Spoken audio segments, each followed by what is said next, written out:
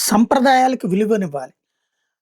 భారతదేశ ప్రధానమంత్రి ఇప్పుడు వాస్తవంగా నిన్న జరిగినటువంటిది రిపబ్లిక్ డేకి ఏంటంటే రాష్ట్రపతి గారు జెండా ఎగరేస్తారు. ప్రధానమంత్రి గారు కింద కూర్చునుంటారు.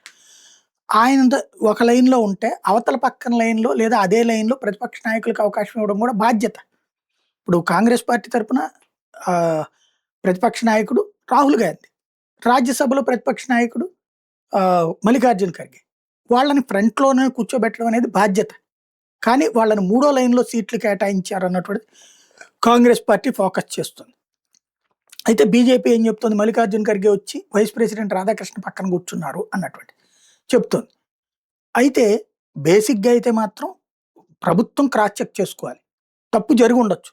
జరిగితే ఇంకోసారి జరగకుండా చూసుకోవాలి. క్షమాపణ చెప్పాలి బాధ్యతగా. అధికారులు తప్పు చేస్తే అధికారుల మీద చర్య తీసుకోవాలి.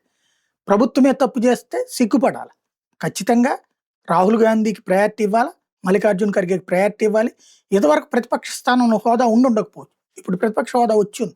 కాబట్టి ఖచ్చితంగా ఫ్రంట్ రోలో కూర్చోబెట్టాలి. అది బాధ్యత.